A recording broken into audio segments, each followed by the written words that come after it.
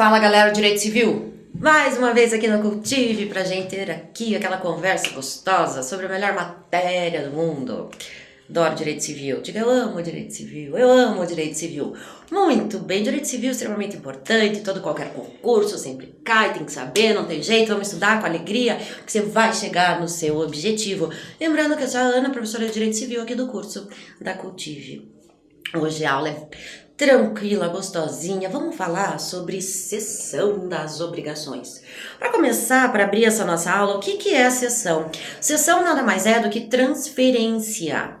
Transferência, substituição, tá ok? Antes da gente entrar em cada tipo de cessão, vamos falar um pouquinho sobre as regras gerais de todas elas. Toda e qualquer cessão, ela segue todos os princípios gerais do negócio jurídico, ou seja, tem o princípio da boa-fé, tem o princípio da função social do contrato e assim por diante. Eu acho importante a gente colocar sempre em casos concretos, em exemplos, o que é cessão, porque parece uma coisa meio... não sei, parece que não é palpável assim, cessão, sabe? Então eu vejo que às vezes os alunos têm uma certa dificuldade de entender. Eu vou fazer um comparativo aqui para vocês, que eu espero que esclareça e tire qualquer dúvida que vocês tenham o que é uma cessão. Quando a gente faz uma cessão, a gente transfere para outra pessoa nossos direitos e deveres. É isso que acontece. Segura essa informação aí na cabeça. Quando eu quero transferir uma propriedade, eu tenho uma casa, eu quero transferir a propriedade para uma instituição filantrópica que eu gosto, que cuida de cachorrinhos. Eu quero doar aquela minha casa para que eles façam uma ONG para cuidar dos bichinhos, tá bom? Eu quero transferir, eu quero tirar do meu acervo patrimonial aquele imóvel e quero transferir esse bem para essa instituição. Existe como? Existe. Contrato de doação, por exemplo, que não é oneroso. Contrato gratuito, porque eu estou fazendo aqui uma doação. Estou doando a casa para que essa instituição cuide dos cachorrinhos. Gente, que tipo de contrato que eu faço? Eu faço um contrato de doação. Se por acaso eu tivesse transferido esse bem de forma onerosa, se eu estivesse vendendo, eu faria um contrato de compra e venda de bem imóvel. Ok? Sem chegar muito a fundo em relação a esses institutos.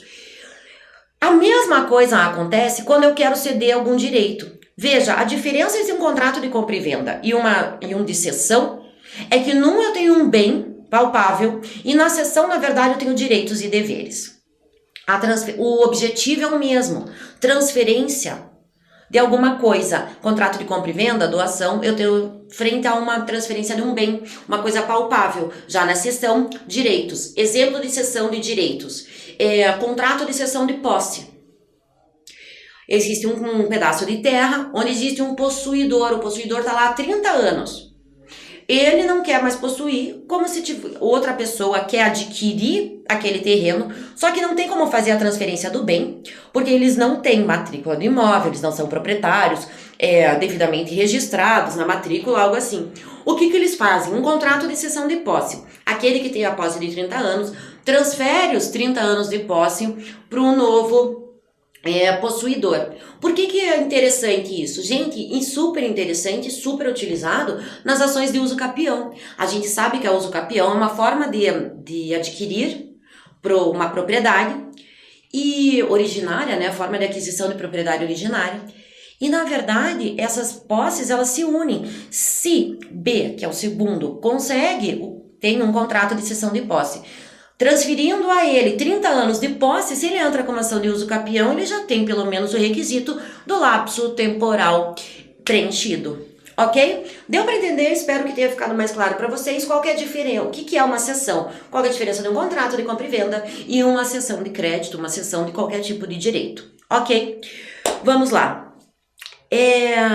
Coloquei aqui no último quadrinho, até meio que pulei, todas as características daqueles direitos, daqueles deveres são transmitidas. Todas as características da obrigação são transmitidas através da cessão de crédito, cessão de débito ou cessão de contrato. Importante, olha só para fazer de novo essa diferenciação. Quando eu transfiro uma casa para outra pessoa, eu não transfiro tudo, todos os acessórios, etc. Da mesma forma, pensem no contrato de cessão.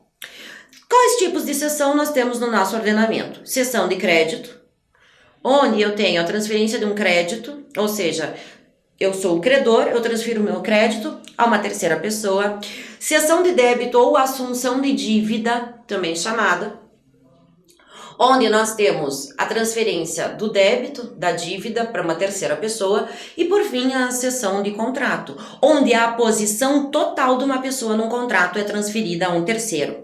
Vamos falar agora sobre cada uma delas, suas peculiaridades e requisitos. Cessão de crédito.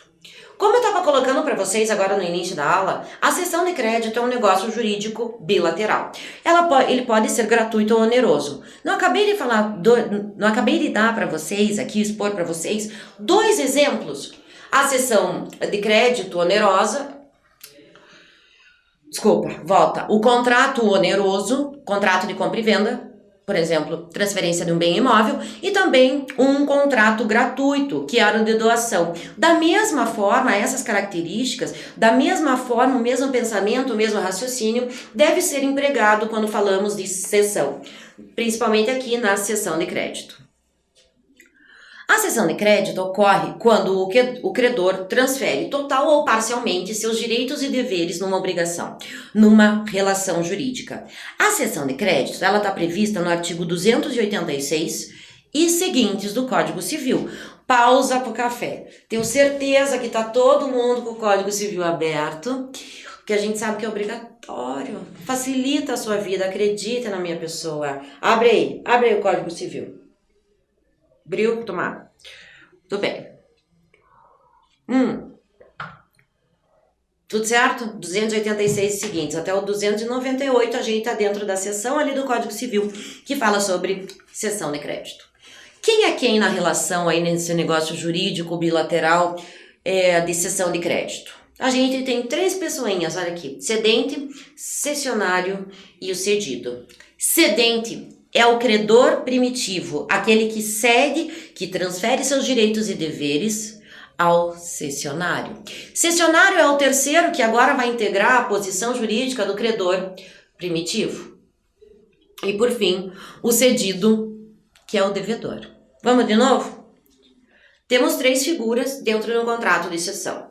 O cedente, que é o credor primitivo, que transfere, que cede seus direitos e deveres a um terceiro. Esse terceiro, aquele que está vindo de fora, que vai integrar agora essa relação obrigacional, se chama cessionário. O cessionário, então, é aquela pessoa que assume o lugar do credor primitivo. E, por fim, nós temos o cedido. O cedido é o nosso devedor. Vamos parar aqui para analisar alguns artigos do Código Civil em relação à cessão de crédito. Pensei alguns dos mais importantes. Primeiro deles, o artigo 287. Salvo disposição em contrário, na cessão de crédito abrangem-se todos os seus acessórios. Regra geral prevista pelo Código Civil, quando ocorre uma cessão de crédito, todos os acessórios, todas aquelas obrigações, direitos e deveres que tramitam em volta da obrigação principal, também vão ser transferidas ao cessionário, ou seja, aquele terceiro que está chegando de fora e está assumindo a posição do credor primitivo. O que isso significa? Quem que pode ser? O que a gente pode dar de exemplo como acessório? Juro, correção monetária, cláusula penal, penhora e assim por diante. Tudo aquilo que não faz parte, que não integra a obrigação principal, todas aquelas obrigações, direitos e deveres que orbitam em volta da obrigação principal, que só existem por causa daquela obrigação principal, também vão ser transferidas ao cessionário. Vejam que é regra geral. Pode mudar? Pode. Quando que muda? Através de convenção. Faço um contrato de cessão de crédito onde eu digo que os acessórios não vão ser transferidos juntos com a obrigação principal. Existe a possibilidade, existe, mas a regra geral é que todos os acessórios, a obrigação principal e as obrigações acessórias também sejam transferidas ao cessionário. Tem que ter a anuência do devedor para a gente poder fazer uma cessão de crédito? A princípio, não. Regra geral, não precisa. Por quê? O devedor é aquela pessoinha que ele vai ter que cumprir uma obrigação, vai ter que pagar. Para ele, interessa. Para ele faz diferença se ele vai pagar para A, para B, para C, para D, para E e assim por diante? Na verdade, não. A obrigação vai ter que ser cumprida da mesma forma. O problema é o seguinte. Trouxe para vocês aqui que é importante a gente fazer uma notificação, não uma anuência. Ele não tem que concordar com a cessão de crédito, ok? Mas ele tem que ser avisado. Por quê? Olha o que o artigo 293 fala. É o 293, né? Independentemente do conhecimento da cessão pelo devedor, pode o cessionário exercer os atos conservatórios do direito do cedido. Aqui a gente tem um problema, porque o devedor ele tem que pagar para alguma pessoa e ele tem que saber para quem que ele paga. E porque existe toda aquela possibilidade de credor putativo e assim por diante. Então é importante a gente notificar o credor para que ele seja avisado para quem ele deve pagar. Vejam que não existe extinção do vínculo daquela obrigação originária. Por isso que a cessão, a transferência dos direitos e deveres não pode ser confundida com uma forma de extinção da obrigação. Não existe a extinção da obrigação originária e a criação de nova obrigação, porque se assim fosse, estaríamos frente àquele instituto de extinção da obrigação indireta chamado novação, onde nós podemos extinguir a obrigação originária, trocar de credor, trocar de devedor, trocar de obrigação, formar uma nova para que a primeira seja extinta. Cessão não é isso, cessão não é isso. Cessão não tem a extinção da obrigação primitiva, não tem a extinção da obrigação originária. É simplesmente uma mudança em algum elemento subjetivo da obrigação. Lembrando para vocês que o elemento subjetivo, devedor ou credor, são as partes, aqueles nossos figurantes dentro da obrigação. Então a gente tem na cessão de crédito a substituição de um credor por outro através da transferência de todos os direitos e deveres do credor primitivo ao nosso agora chamado cessionário. Tranquilidade. Regras da cessão de crédito. O efeito da cessão de crédito é imediato. Se eu faço hoje, amanhã, se eu cessionária tenho por transferido para mim direitos e deveres do credor primitivo cedente, a partir de já eu já viro credora e entro e acabo por substituí-lo em todos os seus direitos e deveres. Então, a partir daquele momento, quem cobra sou eu. Quem tem todos os direitos de credor, de credora, vou ser eu, a cessionária. Exceções aqui, vamos ver. 286. O 286 é que abre o capítulo que fala de exceção de crédito. Normalmente, esse primeiro e o segundo são os mais importantes. Trazem requisitos e conceitos. Esses, normalmente, a gente tem que ler e tem que lembrar bem o que eles falam. Vamos ver comigo o artigo 286? Olha só. O credor pode ceder o seu crédito, se a isso não se opuser à natureza da obrigação, a lei ou a convenção com o devedor. A cessão de crédito ela tem que ser lícita. Não pode ter sido convencionado, por exemplo, na obrigação originária, que é proibido às partes fazer cessão. Por quê? Porque daí você vai ter um impeditivo e a cessão não vai ter validade. A cláusula proibitiva da cessão não poderá ser oposta ao cessionário de boa-fé, se não constar no instrumento da obrigação. Como sempre falo para vocês, quem está de boa-fé é protegido pela nossa legislação civilista, é protegido pelo nosso Código Civil. Se houver a cessão e o terceiro, o nosso cessionário, tiver de boa-fé, não pode ser oposta contra ele se não tiver previamente no contrato da obrigação originária, ok? Essa impossibilidade de cessão, para vocês saberem, a nomenclatura de um contrato, de uma obrigação que foi contraída sem possibilidade de ceder a sua parte na obrigação, na relação jurídica, na relação obrigacional, chama-se obrigação incessível, é a exceção. Olha.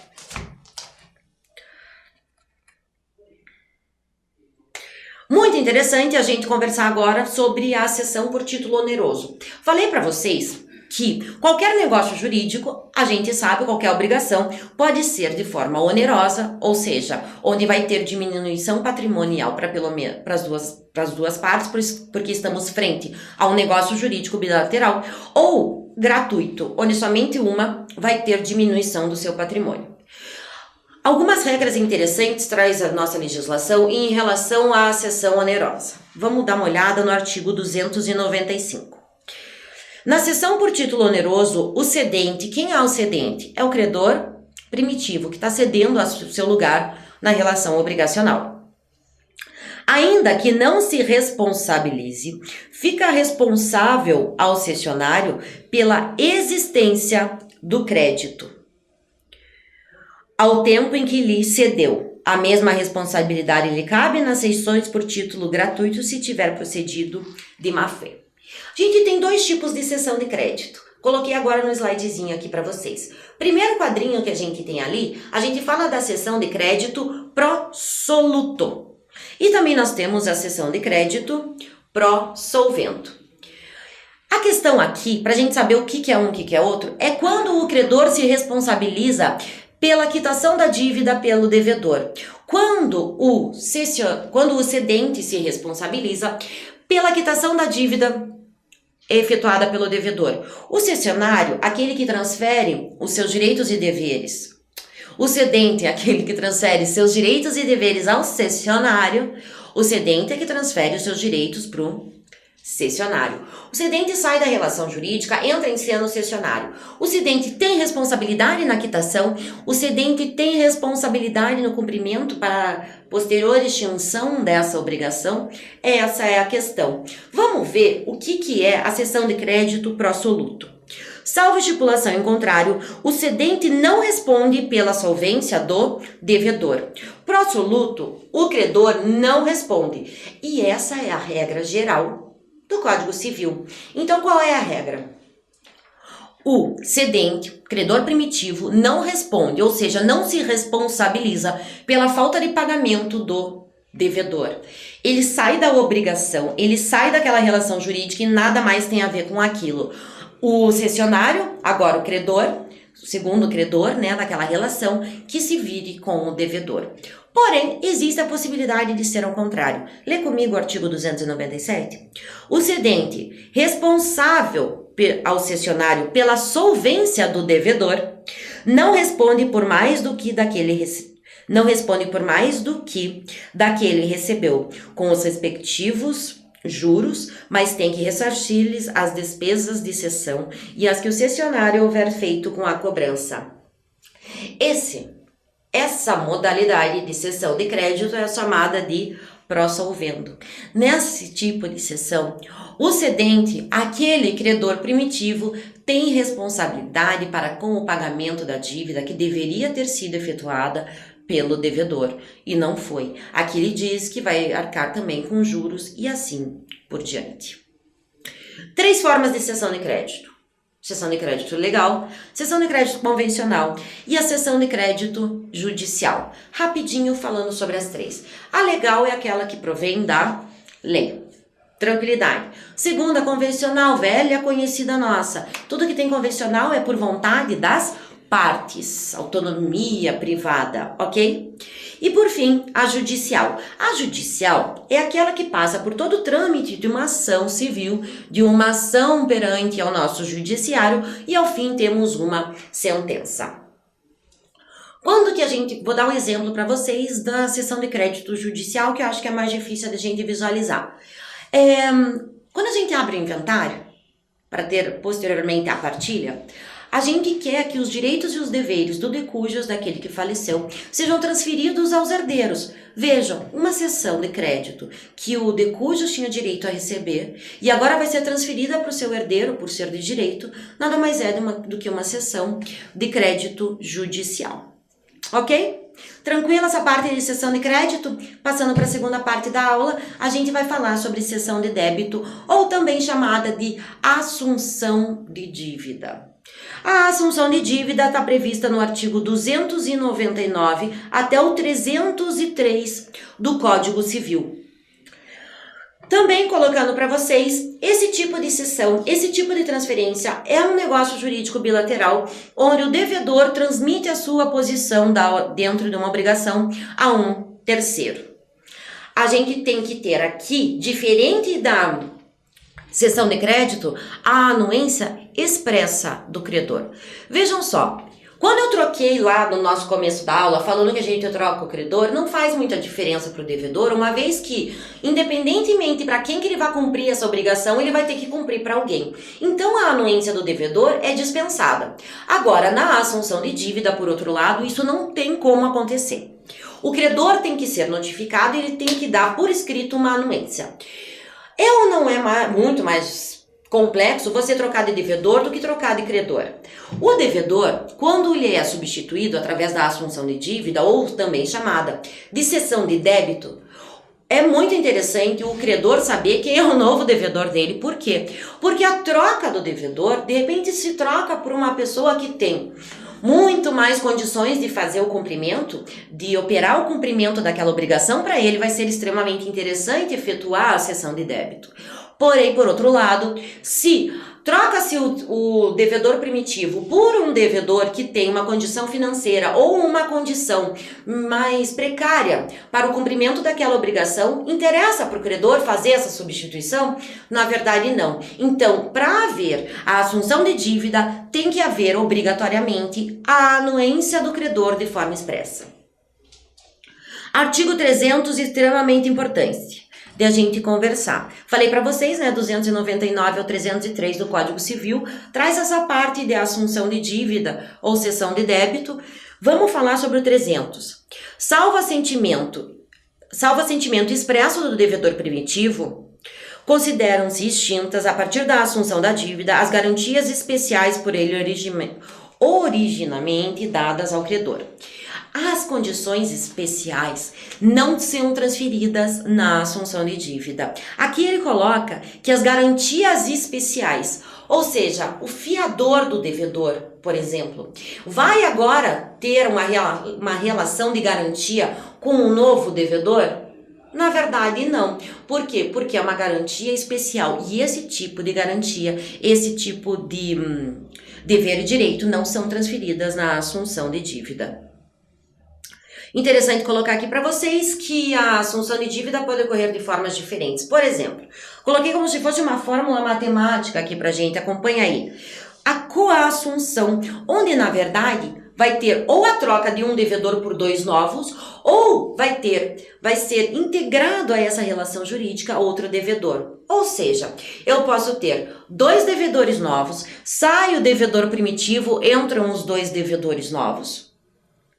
Ou ainda, eu posso ter o devedor primitivo, fica lá, na posição dele, ele não muda, e simplesmente agrega-se outra pessoa para também agora ser devedor naquela obrigação. Aqui também nós temos os mesmos figurantes do que tínhamos na cessão de crédito, o cedente, o cessionário e o cedido. Quem é o cedente? É o devedor primitivo. Quem é o cessionário? É o devedor que vai ser incorporado na relação. Cessionário é aquele devedor, o terceiro que a gente está chamando de fora, e vai ser integrado ou vai substituir o devedor primitivo chamado cedente. E por fim, o nosso cedido vai ser o credor. Assunção por expromissão. A assunção por expromissão ocorre quando o credor e um terceiro, o cessionário daquele devedor, acabam por combinar entre eles que ele vai ser chamado, ele vai ser integrado naquela obrigação sem que o devedor tenha sequer conhecimento. Ele não participa dessa relação jurídica. Pode chamar um devedor novo, integrando com ele o polo passivo daquela obrigação, ou seja, o devedor primitivo fica e chama mais um, tira-se o devedor primitivo e o terceiro entra.